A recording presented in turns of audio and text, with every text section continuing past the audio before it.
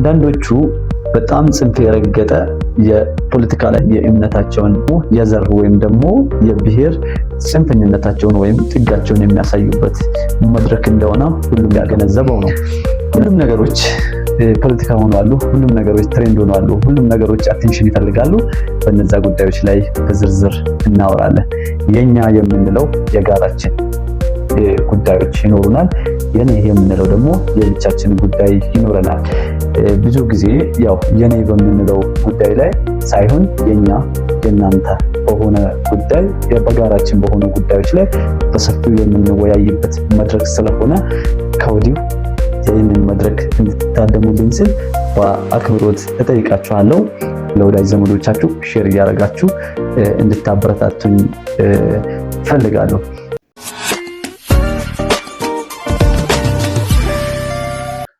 ሰላም ጤና ይስጥልኝ። ውድና የተከበራችሁ የዩቲዩብ ቻናሌ ቤተሰቦች፣ ይህ በሳምንት 2 ጊዜ በላሎ ቲዩብ የሚቀርብላችሁ ኢምፐርፌክት ሆም ፖድካስት ነው። ኢምፐርፌክት ሆም ፖድካስት ብለን ያው ስያሜውን ለመስጠት የፈለኩት አብዛኛውን ጊዜ በሶሻል ሚዲያ ላይ የምንመለከታቸው የተለያዩ ፍጹም ለመምሰልና ከምንም አይነት እንከን አልባ ለመምሰል የሚጣጣርበትና ሁሉም በሚባል ደረጃ የሚጣጣርበትና ጉድለት የሌለበትን ለመምሰል የሚደረግ ሩጫ አለ። ሁሉ ከጉድለት የጸዱ እንዳልሆነ ሁሉም የራሱ የሆነ እንከን እንዳለበትና የህይወት ውጣ ውረዶች እንዳሉባቸው ሁላችንም በቤታችን ጉድለት እንዳለና ያንን ነገር በፍጹም ቅንነትና በግልጽ ወደ እናንተ ለማቅረብና ያንን ለማመልከት ነው ኢምፐርፌክት ሆም ፖድካስት ያልኩት። ይህንን ልል የቻልኩት ደግሞ ያልተጠናቀቀ ወይም ደግሞ ፍጹም ያልሆነ ለማለት ነው። ከዚህ በኋላ በሳምንት 2 ጊዜ ይሄንን ፕሮግራም ለእናንተ የማቀርብላችሁ በላሎ ቲዩብ የሚቀርብ የአንድ ሰው ፖድካስት ነው የሚሆነው ማለት ነው። ይህንን ዩቲዩብ ቻናል ደግሞ የወደዳችሁ ፕሮግራሙን የወደዳችሁ ሰዎች ሰብስክራይብ እያደረጋችሁ ላይክ እና ሼር እያደረጋችሁ ለብዙዎች እንዲደርስ እንድታደርጉ በአክብሮት ጠይቃችኋለሁ ማለት ነው። በዚህ ፖድካስት ላይ የተለያዩ ጉዳዮች ይዳሰሳሉ። ከነዛም ጉዳዮች ማህበራዊ ህይወታችንን፣ ማህበራዊ ኑሯችንን፣ ላይፍ ስታይላችንን፣ ሪሌሽንሺፓችንን እና ስለ ፖለቲካም ይሆናል ስለ ኑሮ አጠቃላይ የሰው ልጆች ስለ ታሪክም ያሉትን ነገሮች በእኔ ምልከታ ዝርዝር አድርጌ የማቀርብላችሁ ፕሮግራም ነው የሚሆነው ከዚህ በኋላ ማለት ነው። ለዛሬ እንግዲህ ይህን ያክል የፕሮግራሙን ዓላማ ወይምና የፖድካስቱን ዓላማ ይህን ያክል ለእናንተ ካሳወቅኳችሁ በኋላ ወደፊት ያልተጠናቀቁ በጅምር ትተው ለነገ የተባሉ ወደፊት የሚከሰቱ አሁን እየተከሰቱ ያሉትን ጉዳዮች በዝርዝር እያነሳን የምንወያይበት ፖድካስት ይሆናል ማለት ነው። ይኖራል እንደ ሐሳብ ግን አንስተን የምንወያይበት ጉዳይ 2 የሆነ ጉዳይ ይኖራል ማለት ነው። ከነዛ ጉዳዮች የመጀመሪያው የፖለቲካል ወገንተኝነትን የማልሳተፍበት ወይም ደግሞ የሆነን አካል የሆነን የፖለቲካል ግሩፕን ደግፌ እንደማላወራ ወይም ደግሞ ሐሳቤን እንደማላንጸባርቅ ካሁኑ ላስታውሳችሁ እወዳለሁ። ሁለተኛ ደግሞ የእምነት ወገንተኝነት ነው። እምነት ያለኝ ሰው ነኝ። ነገር ግን አማኙ የሚደረጉ ድርጊቶች ትክክል ካልሆነ የትኛውንም አይነት የእምነት ወገንተኝነት ሳላሳይ ያንን ነገር እንደ ሐሳብ አንስቼ ከእናንተ ጋር የምንወያይበት ጉዳይ ይኖራል። ሁለቱም ያላነሳቸው እንትኖች ናቸው። በዚህ አጋጣሚ የረሳሁት 3ኛ ጉዳይ አለ። 3ኛ ጉዳይ ደግሞ ሁሉም ሰው የራሱ ዘር፣ ብሔርና ሃይማኖት ይኖረዋል፣ ሐሳብም ይኖረዋል። በነገራችን ላይ 3ኛው ደግሞ ሴንሲቲቭ ፓርት የዘር ወይም ደግሞ በእኛ ሀገር አጠራር የብሔር ጉዳይ ብዬ የማነሳውን ነገር እሱን ነገር አሁንም ወገንተኝነት ሳላሳይ ይመለከተኛል ወይም ደግሞ ይሄ ነገር ትክክል አይደለም ብዬ በኔ ያመንኩበትን ጉዳይ ለእናንተ በግልጽና በዝርዝር ለየትኛውም ወገንተኝነት ሳላሳይ ትክክለኛ የሆነውን የኔን ምልከታ ለእናንተ የማቀርብላችሁ ይሆናል። ከነዚህም ከሶስቱ ነገሮች ወገንተኝነት የጸዳ ፖድካስት እንደሚሆን ተስፋ አድርጋለሁ። እናንተም ሐሳባችሁን በነፃነት ኮሜንት እያደረጋችሁልኝ ላይክ እና ሼር እያደረጋችሁ ለብዙዎች እንዲደርስ ስለምታደርጉ ከወዲሁ አመሰግናችኋለሁ። ዛሬ እንግዲህ ካወራን አይቀር በአንዳንድ ጉዳዮች ማንሳት እንችላለን። ማህበራዊ ሚዲያ ማለት የሁሉም ማህበራዊ ነው፣ የጋራ ምልክት ነው ብዬ ነው ማስበው። ማህበራዊ ማለት ሁሉንም የሚያካትት እና የሚያሳትፍ ነው ብዬ ነው ማስበው። በአንዳንድ ማህበራዊ ሚዲያ አንዳንዶቹ በጣም ጽንፍ የረገጠ የፖለቲካል አይዲዮሎጂያቸውን የሚያራምዱበት፣ አንዳንዶቹ የእምነታቸውን ጽንፍ የረገጠ የእምነታቸውን ጥግ የሚያሳዩበት፣ አንዳንዶቹ ደግሞ የዘር ወይም ደግሞ የብሔር ጽንፈኝነታቸውን ወይም ጥጋቸውን የሚያሳዩበት መድረክ እንደሆነ ሁሉም የሚገነዘበው ነው። ነገር ግን ከዚህ ጋር እንትን ባለ ሰዎች የራሳቸው ሀሳብ ይኖራቸዋል፣ የራሳቸው አይዲያ። ያው ሁሉም ዘር ስለሚኖረው ሁሉም ፖለቲካል አይዲዮሎጂ ወይም ደግሞ ሀሳቡ ወደ አንድ ፖለቲካ ያዘመመ ስለሚሆን እምነቱም ደግሞ የሆነ እምነት ስለሚኖረው እምነት የለንም ብለው የሚያስቡ ሰዎች ጥቂት ቢሆኑ ማለት ነው። ይህ እንትን ብዙ ጊዜ የማስተውለው ነገር አብዛኛውን ነገር በስሜትና በግርግር ወይም ደግሞ በሰሞን በትሬንድ ነገር ነው አስበን የምንሄደው። በአንዳንድ ሚዲያዎች ሀገራችንን የሚጎዱ ማህበራዊ ትስስራችንን የሚያሻክሩና የሚሸረሽሩ ፖለቲካል የሆኑ ሀገራዊ ጉዳዮችን በፖለቲካ መድረክ የሚታዩና እንደ ሀገር ምስጢር ተብሎ የሚታሰቡ የሀገራችንን ውድ የሆነ ምስጢርና የተለያዩ የሀገራችንን ጉዳዮችን አሳልፎ ለሌሎች መስጠትና ሶሻል ሚዲያ ላይ ማጋራት እንደ ነገሮችን አርቆ ካለማሰብና ሀገር ወዳድ ካለመሆን የመነጨ ወይም ደግሞ ትንሽ የሆነ የዚህን ማህበራዊ ሚዲያ ላይ ያሉትን አቴንሽን ለማግኘት የሚደረጉ የትኛውንም አይነት ጽንፈኝነትን ወይም ደግሞ የሆነ ጠርዝ መያዝን እኔ በግሌ የሚደግፈው እንዳሉና ከወዲሁ እንድታውቁልኝ በአክብሮት ጠይቃቸዋለሁ። ከዚህ በኋላ በሳምንት ለሁለት ጊዜ ከእናንተ ጋር የምንገናኝበት ፕሮግራም ይሆናል ማለት ነው። አሁንም ለማስታወስ ያክል ነው ዩቲዩብ ቻናሉን ሰብስክራይብ እያደረጋችሁ ለብዙዎች እንዲደርስ ደግሞ ሼር እና ላይክ እያደረጋችሁ ሀሳባችሁን በነፃነት ማስፈራችሁን እንዳትረሱ። ፕሮግራማችሁን ወዳችሁ እስከ መጨረሻ ድረስ ስለምትከታተሉ ከልብ አመሰግናለሁ።